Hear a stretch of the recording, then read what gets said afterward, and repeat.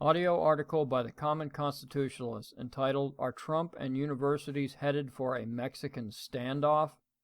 Things are going to get very interesting very quickly. At virtually every post-election speech, Donald Trump continues to emphasize the point of building the wall along our southern border. He has also reiterated his hardline stance of ending sanctuary cities, and he's not the only one. States are following his lead. On December 1st, Texas Governor Greg Abbott tweeted that, quote, "Texas will not tolerate sanctuary campuses or cities. I will cut funding for any state campus if it establishes sanctuary status," unquote. 2 days later, Georgia lawmaker Earl Ehrhart said he plans to propose, quote, "legislation to defund universities shielding illegals," unquote. Meanwhile, major and prestigious universities are girding their loins in preparation for a government crackdown.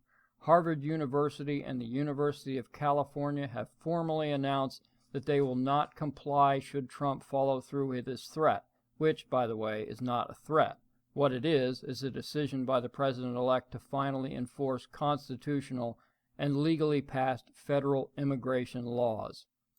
Yet, former Director of Homeland Security and now President of the University of California, Janet Napolitano, has mandated that her office will, quote, "vigorously protect the privacy and civil rights of the undocumented members of the UC community, and will direct its police departments not to undertake joint efforts with any government agencies to enforce federal immigration law," unquote. Yes, the former Director of Homeland Security, the person charged with protecting our nation from invaders, has made the conscious decision to illegally shield those very invaders. But considering how well she performed her federal duties, we should expect nothing less, or more, depending on your perspective. Napolitano also attempted to legitimize her lawless decision by stating that, open quote, "prioritizing the use of resources in law enforcement is nothing new. It is known as prosecutorial discretion, and we see it all the time around us," unquote. Wrong-o, Janet. There is no federal law which stipulates that allowing a certain amount of illegals to stay in the country is okay, or permitting them to enter illegally in the first place. That's not up for debate or discretion. Harvard University is taking an identical stance. Harvard President Drew Gilpin Faust said that, quote, "The Harvard University Police Department would not cooperate with federal immigration officials without a warrant, and the university would be making additional legal resources available to illegal aliens affiliated with Harvard," unquote. This radical hardline stance is evidently shared by other Harvard pointy heads, as the Dean of Harvard College, Rakesh Khurana, quote, "will prioritize protecting Harvard's undocumented undergraduates," unquote.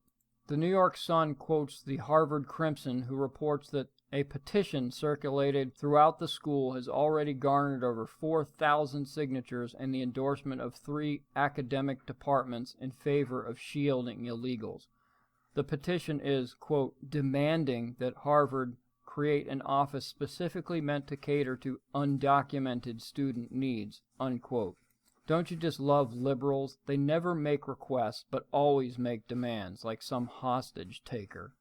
They are also the first to applaud illegal unilateral action from their leftist President Obama when he, open quote, "can't wait on Congress to get things done," close quote, yet bemoan and refuse to comply with what they describe as unilaterally making immigration policy by President-elect Trump. This, to any reasonable person, is a non-issue, as Trump clearly has the law on his side. But then again, I didn't attend Harvard Law. Maybe they teach them something other than upholding long-standing federal immigration law there. As I said, things are going to get very interesting very soon. Thanks for listening.